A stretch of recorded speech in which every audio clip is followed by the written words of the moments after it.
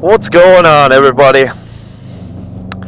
So here we are, lovely snow. So that means we're in this again. So today, I've been reading a few articles, and it seems that Polaris decided that they were going to stop production of all Victory motorcycles. Now, I don't know how real great of an idea that is personally.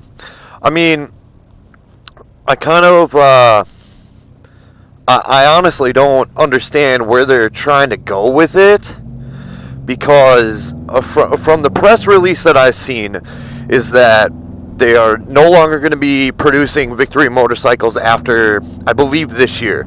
Either the 2017 models, or they might even discontinue that. That's not 100% sure yet. But my thing is, and now mind you, I have nothing against this, is that they're going to focus more on their ATVs, crossovers, all that stuff, and also on Indian motorcycle flat track racing. Now again, I have nothing against flat track racing at all. I think it's awesome. But the fact that you are going to close down production on a bike that is really creeping up on Harley Davidson. Now mind you, again, whole nother completely different thing about Harley and cruisers and everything else.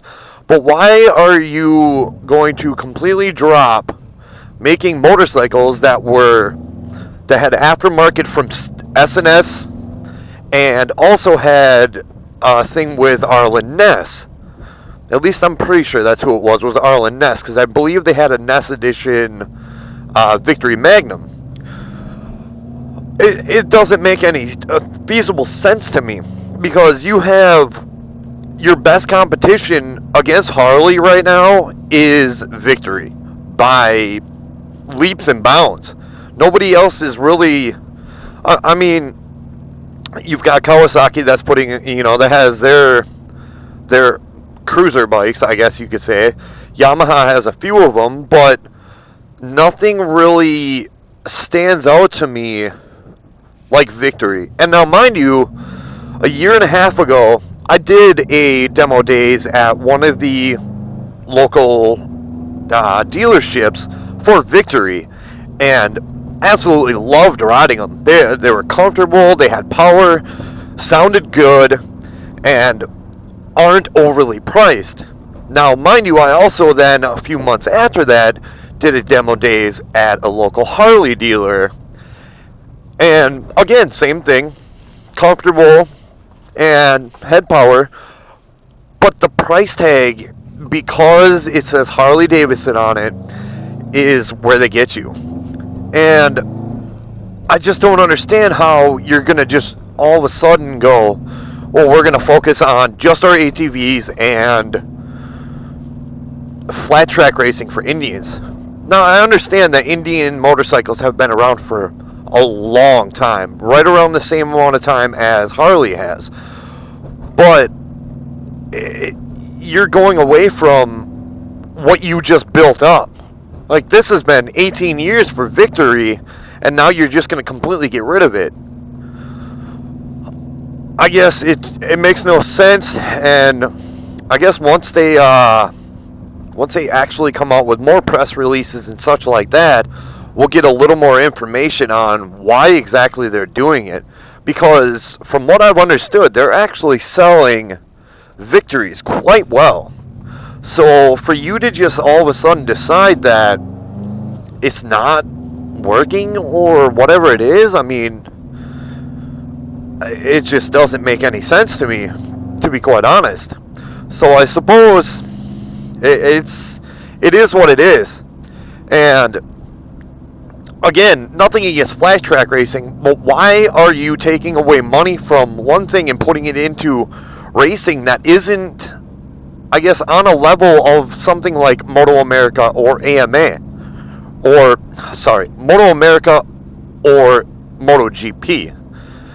Because, I mean, if you were on that level with flat track racing, totally understand it. Okay, it's not a cool thing, you know, I don't agree with it, but I understand it. But flat track racing isn't on that kind of level. I mean, it is an awesome thing. I've watched a couple of races, and I know people that personally do it. But how are you going to justify that? And the other day, I just saw that one of Polaris's ATVs or side-by-sides or something like that, the entire line, every single one of them that they sold, is being recalled because apparently they're starting on fire and all the owners are being told not to use them at all.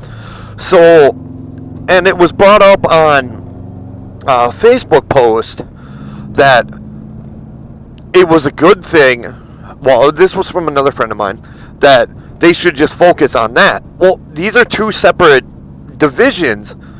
So really, my thoughts is maybe the ATV side-by-side part should get some people that are competent at doing their job and don't have to recall stuff. Like, that's my theory. And that's not just for ATVs. That goes along with motorcycles and all automobile makers. Like, there is no excuse that in this day and age that you should have your highest selling cars having to come in for recalls. Bikes, same thing. Now, with that being said, I know the 2015 R1s had transmission problems. Not all of them were recalled, but a lot of them were. But that's the thing, though. Like, there should not be mass recalls on vehicles because you're cutting corners. You should be putting out the best quality shit because that's how you drive people to other companies.